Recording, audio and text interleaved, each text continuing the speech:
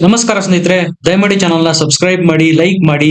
ಸುಮಾರು 15 ದಿವಸಗಳಿಂದ ಹೊಟ್ಟೆನಲ್ಲೇ ಒತ್ತಿಟ್ಟುಕೊಂಡಿದ್ದ ಹೊಟ್ಟೆ ಕಿಚ್ಚನ್ನ ಕಾಂಗ್ರೆಸ್ಸಿಗರು ಖರ್ಗೆ ಅವರು ಕೊನೆಗೂ ಹೊರಹಾಕ್ಬಿಟ್ಟಿದ್ದಾರೆ ನೋಡಿ. ಕುಂಭದ ಯಶಸ್ಸನ್ನು ಕಂಡು ಹೊಟ್ಟೆ ಉರಿಯಿಂದ ವಿಷ ಕಾರ್ತಾ ಇದ್ದಾರೆ. ತ್ರಿವೇಣಿ ಸಂಗಮದಲ್ಲಿ ಮಿಂದೇಳೋದ್ರಿಂದ ಬಡತನ ನಿರ್ಮೂಲನೆ ಆಗುತ್ತಾ, ಬಡವರ ಹೊಟ್ಟೆ ತುಂಬುತ್ತಾ, ಹೀಗೆಲ್ಲ ಕೇಳ್ತಾ ಇರೋರು ಯಾರು? ಗರೀಬಿ ಹಟಾವೋ, ಬಡತನ ನಿರ್ಮೂಲನೆ ಮಾಡ್ಬಿಡ್ತೀವಿ ಅಂತೇಳಿ 60 ವರ್ಷಗಳಿಗೂ ಅಧಿಕ ಕಾಲ ದೇಶನ ಆಳಿದಂತಹ ಕಾಂಗ್ರೆಸ್ಸಿಗರು ಮತ್ತು ಖರ್ಗೆ ಅವರು ಕೇಳ್ತಾ ಇರೋದು. ಆ ಮೂಲಕ ಖರ್ಗೆ ಅವರು ಮತ್ತೊಮ್ಮೆ ಸಾಬೀತು ಮಾಡ್ಬಿಟ್ರು, ನಮ್ಮ ಪಕ್ಷ ಮತ್ತು ನಾವು ಹಿಂದೂ ವಿರೋಧಿಗಳು.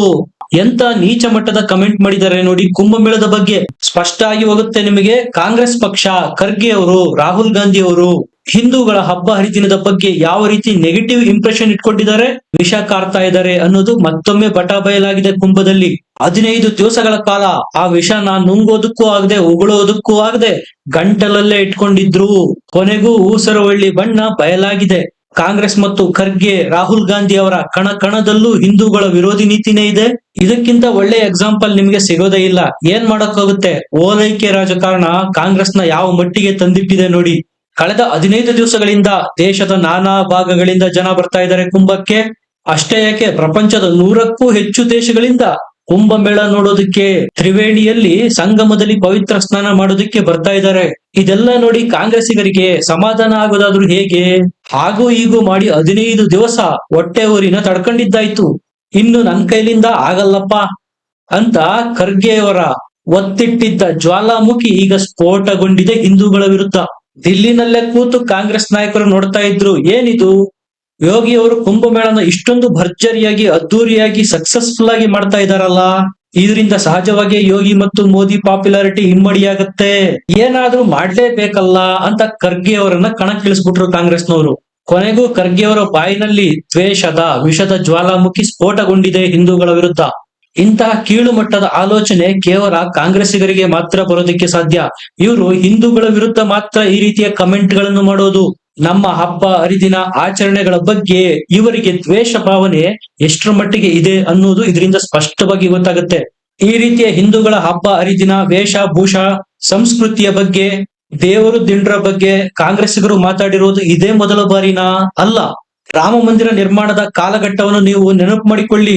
ಲಾಸ್ಟ್ ಇಯರ್ ಸೇಮ್ ಇದೇ ರೀತಿಯ ಕಮೆಂಟ್ ಗಳನ್ನ ಮಾಡ್ತಾ ಇದ್ರು ಹಿಂದೂಗಳ ಮೇಲೆ. ರಾಮ ಮಂದಿರ ನಿರ್ಮಾಣ ಮಾಡೋದ್ರಿಂದ ಏನಾಗುತ್ತೆ? ಬಡತನ ನಿರ್ಮೂಲನೆಯಾಗುತ್ತಾ? ಅದರಿಂದ ಉದ್ಯೋಗ ಸಿಗುತ್ತಾ? ಇವರು ಕೇವಲ ಮಾತಾಡೋದು ಹಿಂದೂ ಮಂದಿರ ಮಠಗಳ ನಿರ್ಮಾಣದ ವಿಚಾರ ಬಂದಾಗ ಮಾತ್ರ. ಅನ್ಯ ಧರ್ಮೀಯರ ಬಗ್ಗೆ ಚಕಾರ ಎತ್ತಲ್ಲ ನೋಡಿ.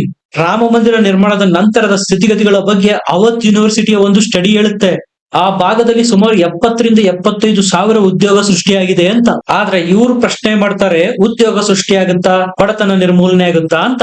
ಕೇವಲ ಅಯೋಧ್ಯೆ ಅಷ್ಟೇ ಅಲ್ಲ, ಅದರ ಸುತ್ತಮುತ್ತ ಹಳ್ಳಿಗಳಿಗೆ, ಚಿಕ್ಕ ಪುಟ್ಟ ಪಟ್ಟಣಗಳಿಗೂ ಸಹ ಕೈ ತುಂಬಾ ಕೆಲಸ ಸಿಕ್ಕಿದೆ ರಾಮ ಮಂದಿರ ನಿರ್ಮಾಣದ ನಂತರ. ಇದು ವಾಸ್ತವ ಸ್ಥಿತಿ. ಇದನ್ನ ಹೇಳಿದ್ರೆ ಕಾಂಗ್ರೆಸ್ಸಿಗರು ಒಪ್ತಾರಾ? ಖಂಡಿತ ಇಲ್ಲ. ಯಾಕೆಂದ್ರೆ ಅವರ ಮೈಂಡ್ ಅಲ್ಲಿ ಫೀಡ್ ಆಗಿ ಹೋಗ್ಬಿಟ್ಟಿದೆ, ಮೋದಿ ಯೋಗಿ ಏನೇ ಮಾಡಿದ್ರು ಅದನ್ನ ವಿರೋಧ ಮಾಡ್ಬೇಕು ಅಂತ. ನಾನೀಗ ಕುಂಭದ ಬಗ್ಗೆ ಕೆಲವು ನಂಬರ್ಸ್ ಹೇಳ್ತೀನಿ, ನಿಮ್ಮ ಕಣ್ಣು ತೆರೆಯುತ್ತೆ.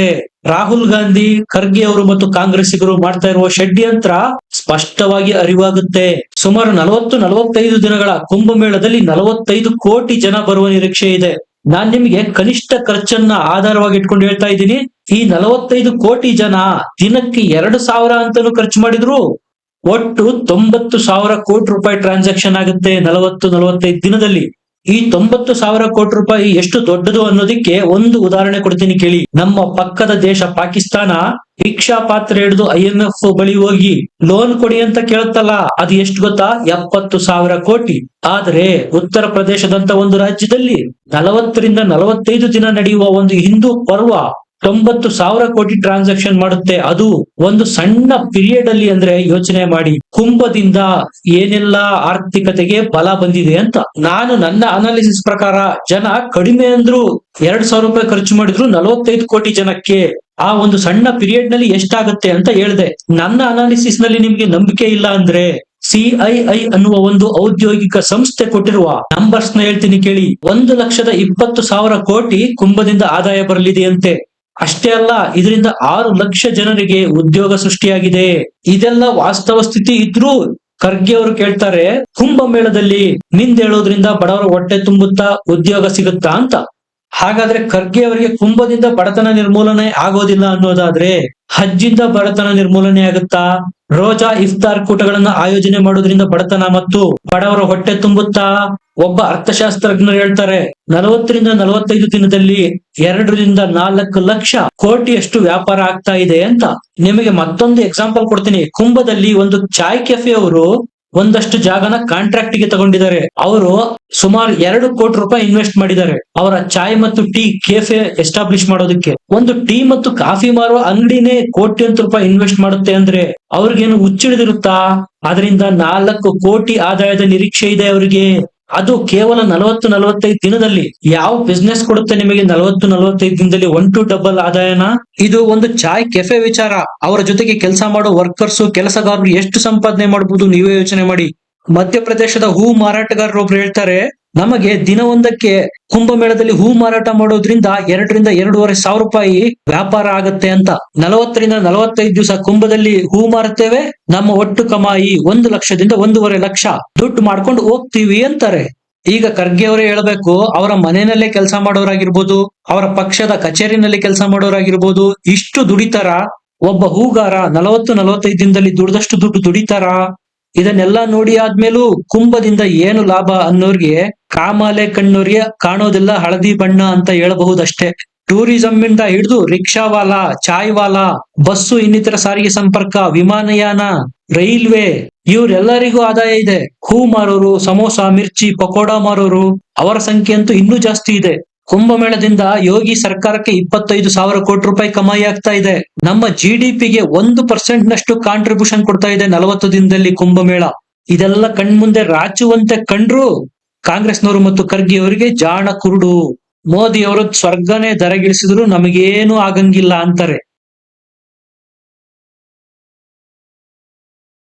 ಒಂದು ಸಮುದಾಯವನ್ನು ಓಲೈಸೋದಿಕ್ಕೆ ಇಷ್ಟು ಕೀಳಮಟ್ಟಕ್ಕಿಳಿಯೋದಾ?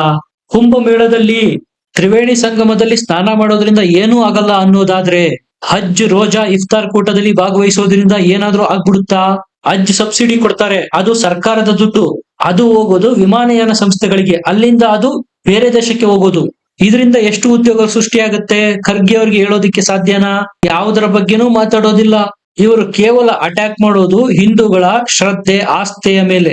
ಇವರ ಅಟ್ಯಾಕ್ ಕೇವಲ ಕುಂಭಮೇಳದಲ್ಲಿ ಪ್ರಾರಂಭವಾಗಿ ಕುಂಭದಲ್ಲಿ ಮುಕ್ತಾಯ ಆಗೋದಿಲ್ಲ.